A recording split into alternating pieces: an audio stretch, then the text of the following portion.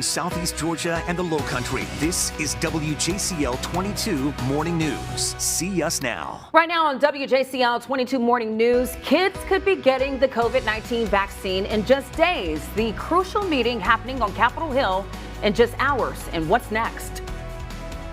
Election day is here. The first election in Georgia with the state's new voting law in effect. The changes you'll notice, plus the key races and issues facing people at the polls.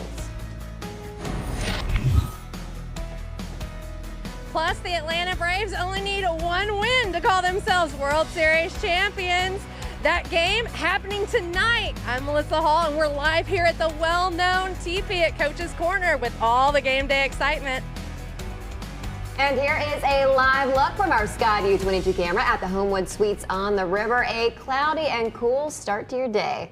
Thanks so much for starting your day with us. I'm Riley Miller. And I'm Ashley Garrett. Let's get a check now. The certified most accurate forecast with meteorologist Jonathan Myers. Jonathan, we mentioned it's election day today. Polls open at 7 this morning. How should folks dress if they have plans to head out? Definitely jacket weather for sure this morning, Ashley. It is on the cool side. Most of us upper 40s and low in mid 50s. So that election day forecast starting things off for most of us about 51 degrees at sunrise. There at 7 o'clock and 2 o'clock temperature 75. No problems to head out and vote today. Dry roadways, lots of sunshine. Sunglasses will be needed, and as we go into the evening with the polls closing at 7, it'll be cooling off into the upper 60s throughout the first part of the evening. Live radar is showing it dry across our area. Some rain across West Virginia all the way back in toward Arkansas. Most of this rain will stay to our west today and tomorrow, but by the end of the week we'll see increasing chances of rain. I do expect to see that rain around on Friday, and have that in the weather headlines. Rain will be likely on Friday. Not a lot of rain is anticipated, but it will be a chilly rain because we're going to see our temperatures on Friday afternoon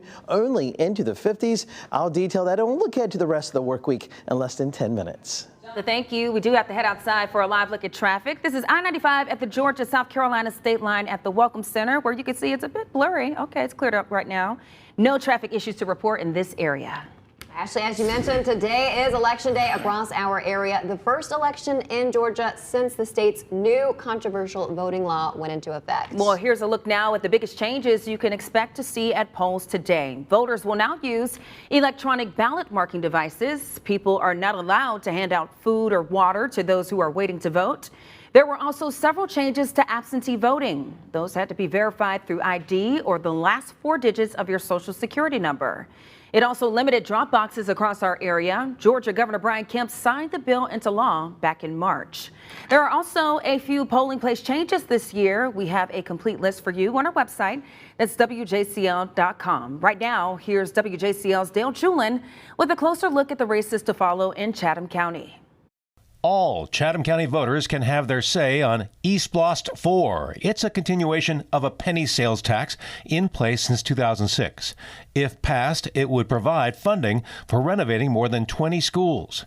If you live in House District 165, you will vote to fill the seat last held by the late Representative Mickey Stevens. 4 candidates are running: former Savannah Mayor Edna Jackson, Chatham County Elections Board member Antoine Lang, and residents Sabrina Green Kent and Clinton Young. Thunderbolt and Tybee Island voters will decide their city council races, as will voters in Bloomingdale, Garden City, and Port Wentworth. And if you live in Beaufort County, you'll be voting yes or no for a 1% local option sales tax. If approved, it would bring in money to fix infrastructure in Beaufort County. Dale Julin, WJCL 22 News. Says his top priority is making sure things run smoothly today. Again, polls open at 7 and close at 7 this evening. It is 6:03 now, and also making headlines. People all across the state and here in our area will be voting today. That's right. As Brett Conway reports, people are voting based on a variety of issues from social to economic and everything in between. It's back to the ballot box with important elections happening around the country today. Some key issues facing people at the polls include COVID-19 restrictions, policing, reparations, gambling, and election voting and redistricting proposals. The votes could signal how the issues will fare in other elections. Same goes for some key races, like the Virginia governor's race, Democrat Terry McAuliffe against Republican Glenn Youngkin. The race is considered a gauge of national political sentiment headed into the 2022 midterms. Minneapolis has a police referendum on the ballot, which would significantly overhaul policing in the city. What happens here could serve as a test of the police reform movement. In the New Jersey governor's race, a win for Democratic Governor Phil Murphy would be a win for the party as a whole, since he'd be the first Democratic governor to be reelected in the state since 1977. In New York's mayoral race, it's not just about the Big Apple. Eric Adams is expected to be a lock, and top Democrats have pointed to him as a case study in how the party should go forward. In the Boston mayoral race, the city is set to make history electing its first woman of color, Michelle Wu. Buffalo's mayoral race has India Walton, a Democratic socialist, facing Democratic incumbent Byron Brown's write-in campaign. And the Atlanta mayoral race has 14 candidates vying for the city's top spot. Now, it's all in the hands of voters. I'm Britt Conway reporting. Good Morning America will cover the start of elections this morning. You can catch their coverage right after our show starting at 7. Happening today, the town of Hilton Head Island will host a virtual workshop on redistricting. That's happening at 1 o'clock this afternoon. The executive director of the South Carolina Revenue and Fiscal Affairs Office will give an overview of redistricting plans in the state and explain the process. Also, happening today, we'll get a better look at the master plan for Forsyth Park in downtown Savannah. This afternoon, the Chatham County Planning Commission will present its latest draft of the plan. That meeting is happening at 1:30 at the MPC offices on East State Street.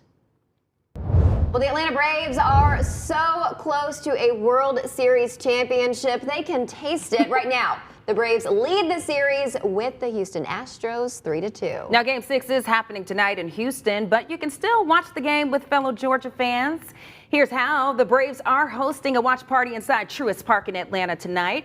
Tickets range from $10 to $75, and doors open at 6:30. The first pitch is set for 8:09, and you can still buy tickets on MLB.com. We know lots of people will be headed to Coach's Corner in Thunderbolt later today, Riley. That's right. That's where we find our Melissa Hall this morning. She joins us live now. Melissa, the TP tradition lives on there in Thunderbolt. And Melissa, this is extra exciting for you growing up a Braves fan. Yes, ma'am. I'll tell you what, I don't want to show my age, but I remember the last time we won the World Series, and I'll tell you what, John and I are feeling it up here today. And how could you not? This is John Henderson. We're here at Coach's Corner, the famous TP that everybody knows. John, you've been doing this for 30 years now? 30 years, 21 of the 30, of course. 21 out of 30. So anytime the Braves actually make it to the playoffs, you set up the TP? Yep. So 21 out of 30 years, that's a awesome stat there. And you figured it out. How much time have you spent up here in the teepee with those playoff runs? With the last week, we were close to right at a year, 365 days.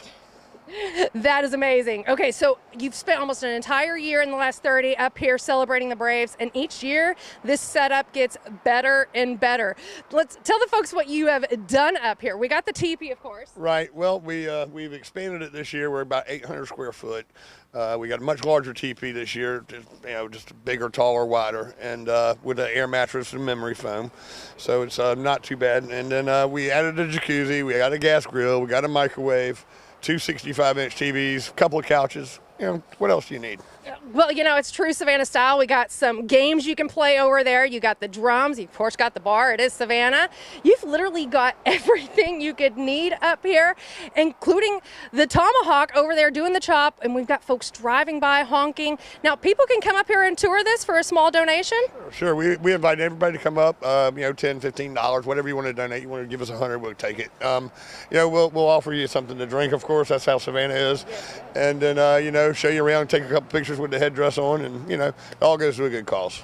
And that's what we're getting at here. So it's a lot of fun and for a good cause. Tell us what this is going for. Well, back in '91, this was a promotion to get behind the Braves, and 4 years ago it became a promotion with a fundraising kickback. And for the last 3 years, we've just been doing generic or just different kind of charities. So this year we went to help save one of our own for all they've done for us throughout the years with our fundraising efforts. That is great. So make sure you come up here and check it out. You can come up here starting at 3 o'clock. That's when the stairs will open up, and you're going to want to see this for yourself.